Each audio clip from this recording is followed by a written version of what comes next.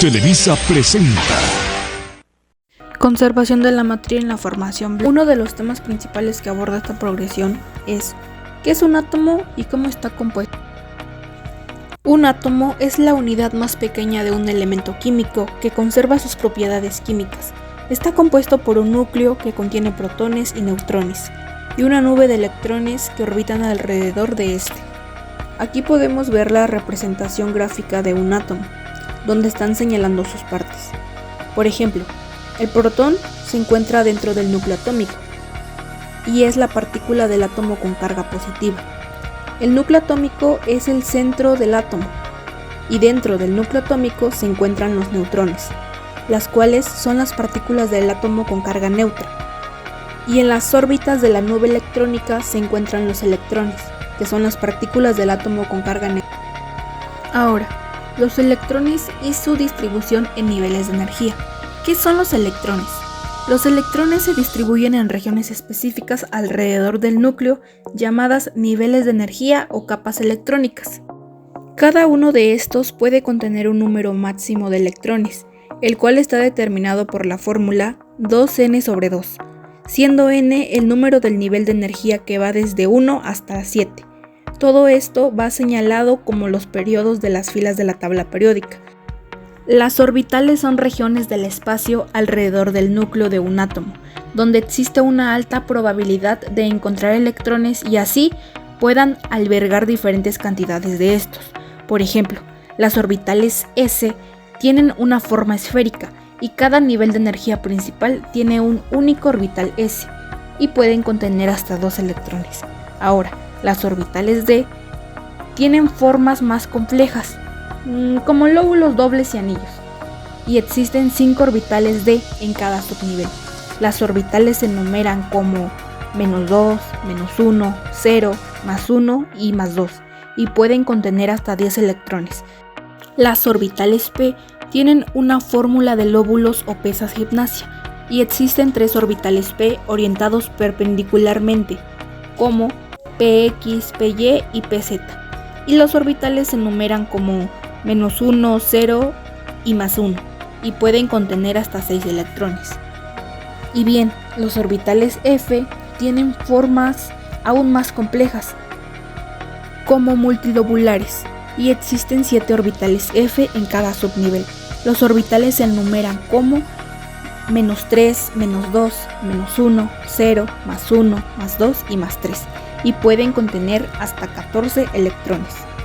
Bien, ahora con toda esta información dada ya podríamos entender la configuración electrónica, y aquí el libro nos da un clarísimo ejemplo de los subniveles que tiene la configuración electrónica. Los números cuánticos son valores que describen las propiedades de los electrones de un átomo y determinan la configuración electrónica y la ubicación de electrones en los orbitales. Hay 4 números cuánticos principales: el número cuántico principal n, el número cuántico del momento angular 1, el número cuántico magnético m y por último el número cuántico de spin s. Ahora, la tabla periódica organiza los elementos químicos por su número atómico, la configuración electrónica y propiedades químicas. Pero ¿por qué nos estamos cambiando tan repentinamente de tema? Pues en el libro nos da un claro ejemplo de que si queremos obtener los números cuánticos del oxígeno, que es uno de los principales elementos de la tabla, su configuración electrónica es 1s/2, 2s/2 y 2p/4, y observamos que se encuentra en el periodo 2 de la tabla periódica, por lo que n es igual a 2 en la sección del subnivel p, de modo que 1 es igual a 1. Y por aquí te da más ejemplos. Pasamos a otro tema, el cual es moléculas y compuestos. ¿Pero qué son las moléculas? Las moléculas son agregados de 2 o más átomos unidos por enlaces químicos. Estos enlaces pueden ser covalentes, en los cuales los átomos comparten electrones, o iónicos, donde los átomos transfieren electrones, y las moléculas pueden ser formadas por los átomos del mismo o diferentes elementos.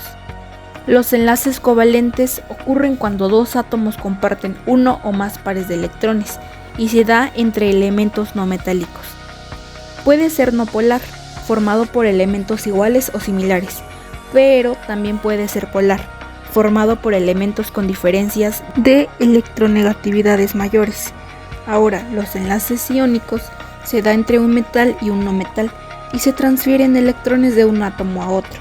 Se crean iones positivos y negativos con atracciones fuertes y son moléculas solubles en agua y conducen electricidad en solución.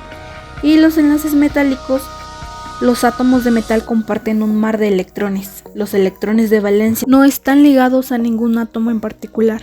La alta movilidad de los electrones explica las propiedades de los metales y tienen una alta conductividad térmica y eléctrica y son maleables y conductibles.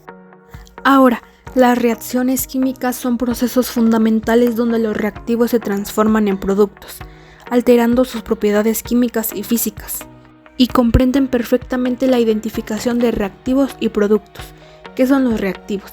Los reactivos son sustancias iniciales que participan en una reacción química, las cuales, durante la reacción, se transforman en productos, y los reactivos se encuentran a la izquierda de la flecha de una ecuación química. Y los productos son las sustancias finales que se forman como resultado de una reacción química. Los productos se encuentran a la derecha de la flecha de una ecuación química. Pero es muy importante mencionar que las masas involucradas en las reacciones químicas deben ser iguales al inicio y al final de la reacción. Este principio está claramente establecido en la ley de la conservación de la masa, la cual nos dice: una reacción química, la masa total de los reactivos es igual a la masa total de los productos. Esto significa que los átomos no se crean ni se destruyen, solo se reorganizan para formar nuevos productos. En términos prácticos, un número de átomos en cada elemento debe ser el mismo antes y después de la reacción.